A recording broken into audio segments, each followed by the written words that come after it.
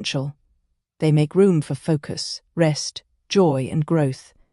When you set boundaries around your time, your energy increases, your stress decreases, and your productivity improves. You're no longer stretched thin, you're fully present, wherever you choose to be. This is how life was meant to feel. You'll never feel like you're in control of your time until you establish where your time begins and ends. That's where boundaries come in. They are what keep you from being available to everything and everyone, and make you available to what matters most. They are not selfish. They are sacred. They keep your calendar from being a to-do list for other people, and they turn your life into a masterpiece of intention. If you want more freedom, don't look for more hours, build better walls. 1.1 Go build a time system that serves you. Once you've gained awareness, clarified your priorities, and set boundaries, it's time to design a personal time system that supports your values. A time system is more than a calendar. It's a structure that supports your goals, protects your energy, and helps you live on purpose. Most people don't have a system. They have a list of urgent tasks and a vague idea of what they should be doing. That's why they feel scattered. Without a system, your time will always be filled by other people's plans. A strong time system starts with planning. Spend 30 minutes each week mapping out your days. Choose 1 to 3 high-impact goals for the week and break them down into actionable tasks. Assign time blocks for those tasks before anything else. This ensures your priorities have a home. If you wait for free time to appear, it won't. You have to schedule what matters, or it won't happen consistently. The best time systems begin with vision, not reaction. After this, create time themes. You should not try to complete everything in one day, but give each day a theme. For example, Monday can be the meeting day, Tuesday, creative tasks, Wednesday, interaction, Thursday, planning, and Friday, reflection. This will save your brain from decision fatigue and shield your focus. It is simpler to enter a state of flow when your mind is not constantly transitioning between tasks. Within each day, use time blocks to manage your tasks. Don't rely on long to-do lists. They grow endlessly and provide little structure. Instead, block off 90 to 120-minute windows for deep work and shorter blocks for admin tasks or communication. Protect these blocks like appointments. Don't allow interruptions unless absolutely necessary. Your focus is your most valuable asset. Guard it like treasure. A great time system also includes margin.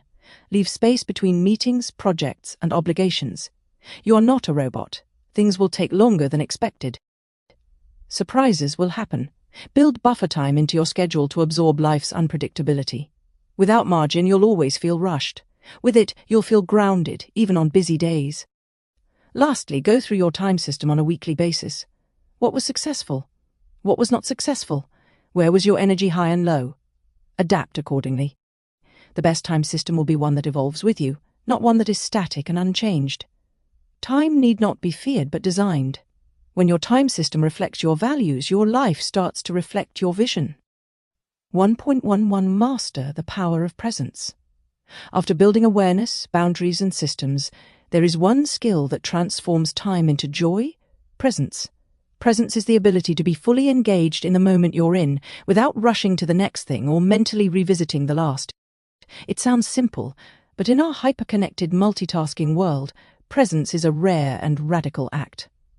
Most people live in a state of partial attention, doing one thing while thinking about another. But this divided attention is why time feels so scarce, because we're never really in it. Presence begins with attention.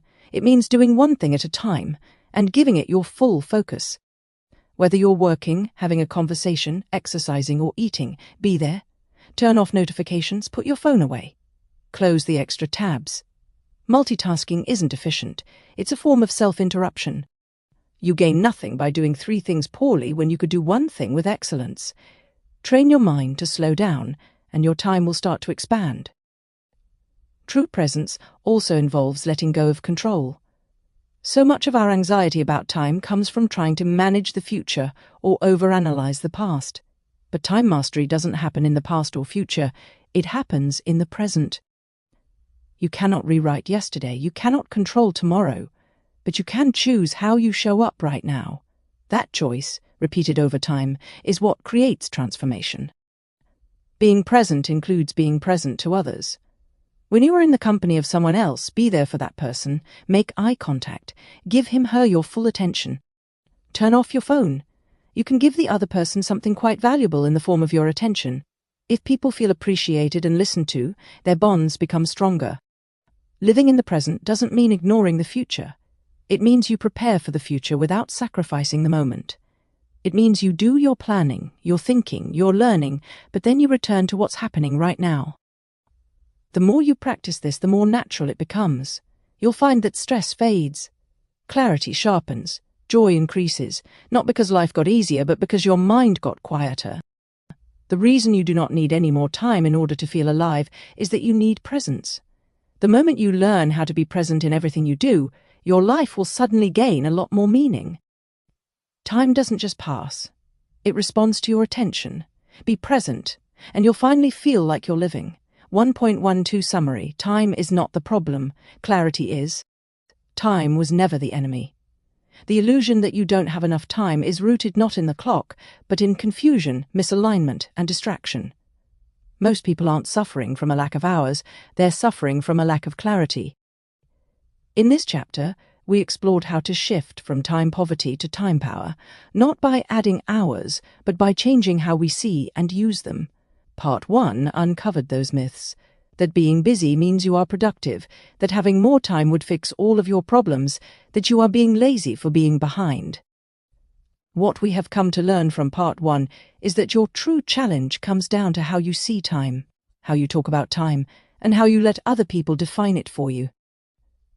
In Part 2, we created a framework for taking control, building awareness, defining priorities, eliminating distractions, setting strong boundaries, building a system that works for you, and anchoring it all in the power of presence. These are not tactics, they are timeless principles. When practiced, they give you your life back.